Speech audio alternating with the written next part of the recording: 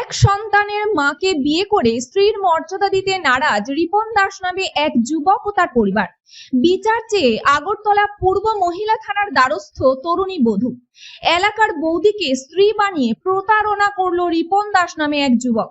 আবার অভিযুক্ত রিপন দাস এলাকার বৌদিকে বিয়ে করে সংসার করার প্রতিশ্রুতি দিয়ে প্রতারণা করে বলে অভিযোগ উঠেছে। এই ঘটনার জেরে সুষ্ঠু বিচারের দাবিতে আগরতলা পূর্ব মহিলা থানার দ্বারস্থ হয়েছেন ঈশা দেব, বয়স 23, ওই মহিলা এবং তার পরিবারের লোকজনেরা। অভিযুক্ত যুবক রিপন দাসের বয়স হলো 24 বছর। তার বাবার নাম রাজু দাস, বাড়ি আগরতলা আড়ালিয়া শালবাগান এলাকায়। ঈশা দাস নামে ওই মহিলাকে তার পরিবারের অজান্তে ত্রিপুরা সিপাহীজলা জেলা কমলাসাগর কসবেশ্বরী কালী মন্দিরে নিয়ে যেয়ে বিয়ে করে অভিযুক্ত রিপন দাস। কিন্তু পরবর্তী সময়ে ওই মহিলাকে বাড়িতে নিয়ে যেতে অস্বীকার করে রিপন দাস।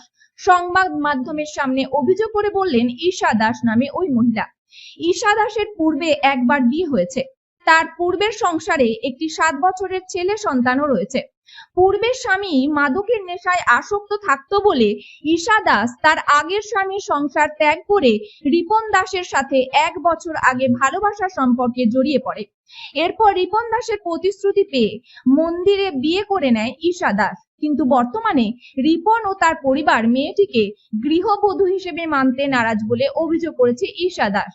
এই নিয়ে এলাকাবাসী ও পরিবারের সহযোগিতায় আজ আগরতলা পূর্ব মহিলা থানার দ্বারস্থ হয়ে সুষ্ঠু বিচারের দাবি জানিয়েছে ঈশা। মানে আমি যেখানে আমার বিয়ে হয়েছে আমার শ্বশুর বাড়ি, ওইখানে একটা ছেলে আমার 1 বছর ধরে ওর সাথে আমার রিলেশন আছে। তো ওইখানে ছেলে সব কিছু জানতো, আমি ম্যারিড, আমার বাচ্চা আছে, সব কিছু জানতো। জানার পরে নিজে যেই আমার কাছে আইছে যে আমি তোমার এইসব ম্যারিড হয়েছে, কী হয়েছে, ম্যারিড হলে তো এমন না তোমার জীবন শেষ, আমি তোমার দিই তোমার সব কিছু সব আমি তোমার বিয়ে করবো, এরকম একটা আশা দিচ্ছে। তো কিছুদিন ভালোই আসতো। তারপরে মাসে আমি ব্যাঙ্গালোরে জব করি প্রাইভেট। তো এখানে ব্যাঙ্গালোরে ফিরে আসতে পরে আমরা কসবাকালী বাড়িতে ঘুরতে গেছি পরে আমার বিয়ে করবো। একটা বন্ধু আসলো লগে, তো আমার বিয়ে করবো। তো আমি আবার তখনও আমি করছি যে তুমি বিয়ে যে করবা তোমার বাড়ি থেকে মানবো না। বাড়ি থেকে যদি না মানে আমরা ভিডিও বানাইতেছি, ভিডিওটা নিয়ে তুমি আমার পাড়ার যাইবা, পাড়ার মানুষের যুক্ত করবো, তখন আমার বাড়িতে অবশ্যই মানবো। তো তারপরে আচ্ছা ঠিক আছে, তো বিয়ে করছি। বিয়ে করার কিছুদিন পরে এখন আমি ঠাকুর বাড়িতে বিয়ে হয়েছে। হ্যাঁ, কসবাকালী বাড়িতে বিয়ে হয়েছে। বন্ধু সামনে আসলে ভিডিও বানাইছে, ফটো আছে আমার কাছে। তারপরে ফোনে আমি কইছি যে আমি যদি বিয়ে করছি তাহলে আমি কেড়ে কাজ করতাম, আর আমি কেড়ে বাড়ির বাইরে থাকতাম, তোমার বাড়ি জানাও। হ্যাঁ, বাড়ি এরপরে এই সত্যটা পাওয়ার পরে আমি তোমার বাড়িতে জানাম, তুমি না জানাতে পারলে আমি জানাবো। এখন এর বাড়ির থেকে মানতো না, বিবাহিত মহিলা বাড়ির মধ্যে রাখতো না, ছেলে মানতো না, এরকম। এর মা বাবার সাথে কথা বলছি আমি, এর মা বাবা আমার বাজে গালি গালাজ করতেছে, যা তো বিয়ে করেলা দেখাই করে দিব, আমরা জায়গা সম্পত্তি দিচ্ছি, হইলে আমরা পুলিশের টাকা খাওয়াইয়া তোর কিছু আমরা কিছুই করতে পারছি। তো এই কারণে আজকে আমি পাড়াতে জানাইছি পাড়ার ভিতরে বলছে আমরা সাপোর্টে আছি, তোমার দেখুন তুমি আপনি আপনার প্রথম হাজবেন্ডটা ছাড়ার কারণটা কি? প্রথম হাজবেন্ড ছাড়ার কারণে ড্রাগসের নেশা ড্রাগসের নেশা করতে করতে রাস্তার পাগলের মতন রাস্তায় পুতুল ঢুকাইছে, এরকম হয়ে গেছে। কি নাম আসলো প্রথম হাজবেন্ড? রঞ্জিত দেবনাথ। আর পরে যে ছেলের সাথে বিয়ে হয়েছে ওর নাম কি? রিপন দাস। কি করেছে? বাড়ি কোনখানে? কতদিন হয়েছে মানে আপনাদের এই দ্বিতীয় বিয়ে সংসার চলছে? 1 বছরের মধ্যে আপনি বেঙ্গালুরু কতবার গেছেন? লাস্ট বেঙ্গালুরুতে আওয়ার পরে আপনারা সে কি করছে? লাস্ট বেঙ্গালুরুতে আজকে আইসি আমি বেঙ্গালুরু থেকে। ওইখানে আমি আসলাম, ওইখান থেকে আমার হুমকি দিতেছে, ভাই আমার ফোনগুলো বাজে গালি গালাজ করতেছে। তো এর আগে একবার আওয়ার পরেই আমরা বিয়ে হয়েছে। তো তখন আমি গেছি, আমার প্রবীণের যাবে আমি গেছি।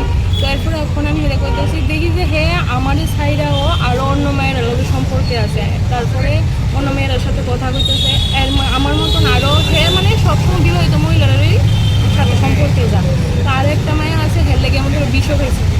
বিষ খাইছে পরে মায়ের বুঝাই ভালো করে কয়েক মাস মায়ের লগে আসলে মায়ের এসেছে। কালকে যে শুনতে আমি এই ভিডিও পুরোপুরি ফেসবুকে পোস্ট করছি, তখন ওই মায়ের আমার দেখে শুনে বলছে যে তুমি বিয়ে করছো, তো আমার লোকে এরকম করছে, আমি তার লেগে বিষ খেয়েছি। এমন আরও অনেক মেয়েরারই জীবনে নষ্ট করছে।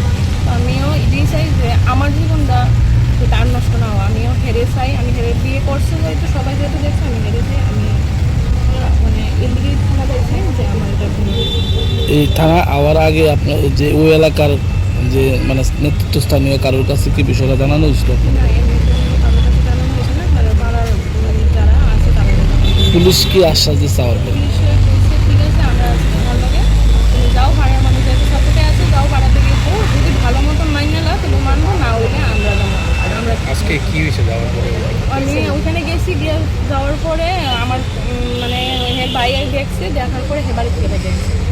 তো তারপরে এখন ওরা আবার এসেছে না, তো ওখানে তারা সারা লিখে গেছে যে তুমি আয়ো, আমরা আছি ওখানে, হেড না থাকবো হের বাড়ির মানুষ আছে ছেলে আর ছেলের পরিবার আছেন বাড়িতে না পাওয়া? ওখানে। তো ছেলের বাবার নাম? আপনার নাম? আপনার নাম? ত্রিপুরা থেকে বিক্রম কর্মকারের report, crime press Bengal news. তোমার আমার সকলেরই একটাই পছন্দ, মাদার্স চয়েস। ঘরে সুগন্ধি ভাত, প্রতিদিনের রান্নায় নিখুঁত স্বাদ, চাই উন্নত মানের চাল। তাহলে আর দেরি কেন? আজই যোগাযোগ করুন ধনরাজ অ্যাগ্রো ইন্ডাস্ট্রিজ প্রাইভেট লিমিটেডে। আমরা আনি আপনার টেবিলে খাঁটি ও মানসম্মত চাল মাদার্স চয়েস নামে। একবার ব্যবহার করুন, আর ফিরে তাকাতে হবে না। বিশ্বাসী গড়া, গুণগত মানে সেরা। মাদার্স চয়েস, মা যেমন চান চাল তেমনই। যোগাযোগের জন্য এখনই কল করুন 8509752023 এই নম্বরে। মাদার্স চয়েস শুধুই সেরা নয়, সবার প্রথম পছন্দ। চালমানি পূজা গোল্ড, মিনিকেট, রত্না, স্বর্ণ 10 আর দুধের স্বরের বিশুদ্ধতা। একবার খেলেই বুঝবেন আসল স্বাদ। MS তারা শঙ্করী অ্যাগ্রো প্রোডাক্ট, বিশ্বাস আর গুণমানের নাম। যোগাযোগ করুন 7001192179 আমাদের ঠিকানা বাজে কুমারপুর, মাধবদেহি, পূর্ব বর্ধমান 713427। পূজা গোল্ড, প্রতিদিনের পাতে সোনার স্বাদ। এখন সোনার গয়নায় বিশ্বস্ত নাম NPS জুয়েলারি। আধুনিক ডিজাইন, খাঁটি সোনা আর সঠিক দাম সব একসাথে পাবেন এখানে। বিয়ে হোক, উপহার হোক অথবা নিজেকে উপহার, NPS জুয়েলারি সব সময় আপনার পাশে।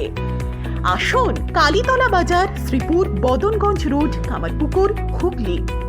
বিস্তারিত জানতে ফোন করুন 6296152576 এই নম্বরে। NPS জুয়েলারি, বিশ্বাসী আমাদের পরিচয়।